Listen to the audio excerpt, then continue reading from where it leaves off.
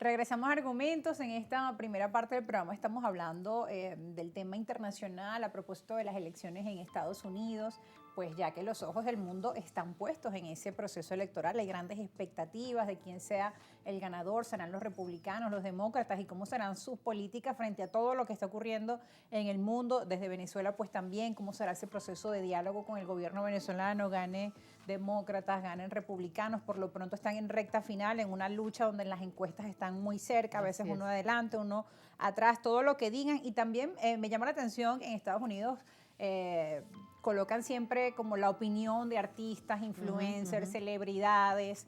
En este caso también leía, Trump usaba que el Washington Post en esta oportunidad no se pronunciaba a favor de los demócratas, entonces decía, eso significa que Kamala Harris está muy mal, porque es primera vez que periódicos como el Washington Post o Los Angeles Times, pues no se han pronunciado a favor de la candidata demócrata, pero también Arnold Schwarzenegger, que es republicano, decía, no, yo voy a votar esta vez por los demócratas porque más que republicano soy un estadounidense. Entonces, todas esas opiniones también influyen mucho, Claro. ¿no? Y la hija de George Walker Bush, la hija del expresidente Bush, que también dijo que ella va a votar por Kamala Harris y le pidió a los estadounidenses que votaran por Kamala Harris porque ella dice que Trump es una amenaza para el país. Sí. Exacto. O sea, que hay de todo, ¿no? Y allá pesa mucho el tema de las redes sociales, de todos estos mecanismos de comunicación, y es por eso que se echa tanta mano a la figura de los influencers y los cantantes, los artistas. Exactamente. También.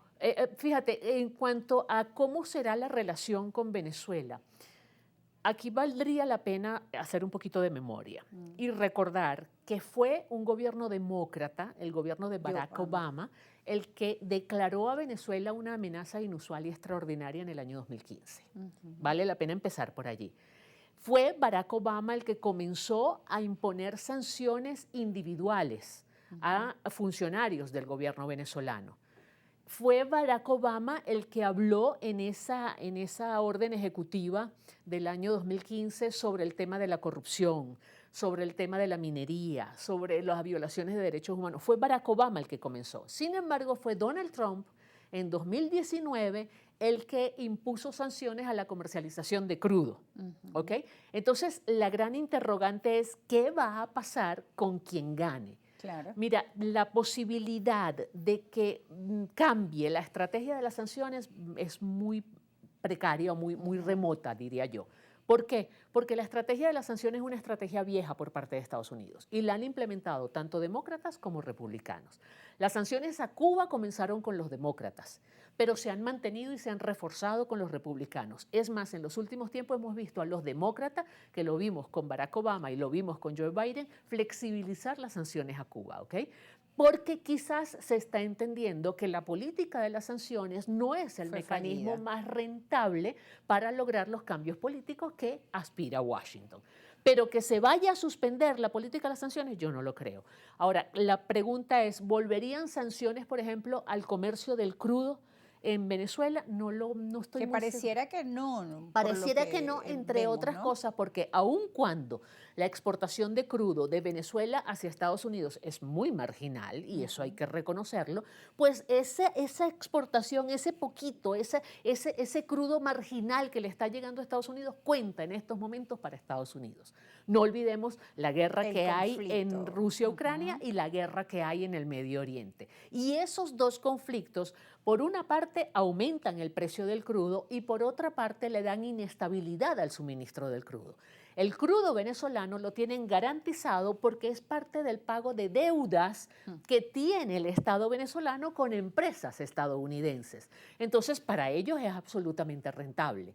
Y además lo tienen garantizado el suministro porque Latinoamérica es una zona libre de conflictos como los que se está sufriendo en el Medio Oriente. Entonces, no creo que vuelvan las sanciones al mercado petrolero, pero esas son órdenes ejecutivas que dependen de la discrecionalidad del jefe de Estado, ¿no? O sea, claro, todo puede pasar y es. todo incide, todo confluye en esta Así es. geopolítica, geoeconomía, el tema de los conflictos. ¿Qué pasa si Oriente Medio continúa una escalada mayor con ese precio de los combustibles y también Venezuela en este escenario, cómo podría pues aprovechar, digamos, la situación a su favor con el tema de la venta de crudo. Venezuela no entró a los BRICS, lo vimos la semana pasada como noticia en todos los periódicos. Y no entró porque lo vetó un aliado, que fue Brasil, ¿no? Que ahí tenemos otro conflicto con un país vecino antiguamente aliado, estrechamente cercano, de lo que fue la gestión de Hugo Chávez en principios de la Revolución Bolivariana, o Lula un gran aliado, ¿no? Del presidente Chávez y luego del presidente Nicolás Maduro. También, claro.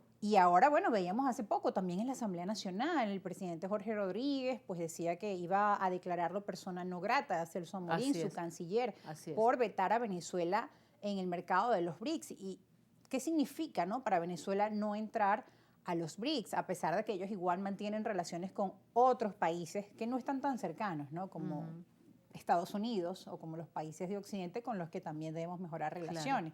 De repente no entrar a los BRICS impulsa o empuja al gobierno de Venezuela a buscar la forma de mantener esas negociaciones o ese diálogo con Estados Unidos. No lo creo, honestamente no lo creo. Y el tema de los BRICS hay que verlo en su justa dimensión. Ahí habría que comenzar... O sea, hay varias cositas. Sí, ahí habría que comenzar por recordar cuándo y por qué nace esa nomenclatura de BRICS. Eso nace porque un economista de una banca en Nueva York estaba haciendo un informe acerca del crecimiento de las economías en el mundo. Y en ese informe él decía que habían 4 economías, Brasil, Rusia, India y China, correcto, que estaban creciendo a una gran velocidad y que se iban a, digamos, posicionar como grandes centros de poder económico para los años 2030, ¿ok? Esos eran Brasil, Rusia, India y China. Cuando él está haciendo su informe, tenía que repetir tantas veces el nombre de Brasil, Rusia, India y China, que él lo abrevió y puso BRIC. Es decir, BRICS no es una alianza, o por lo menos no nace como una alianza. No tiene ningún componente ideológico. Tiene un componente estrictamente económico que se basó en los indicadores económicos del momento.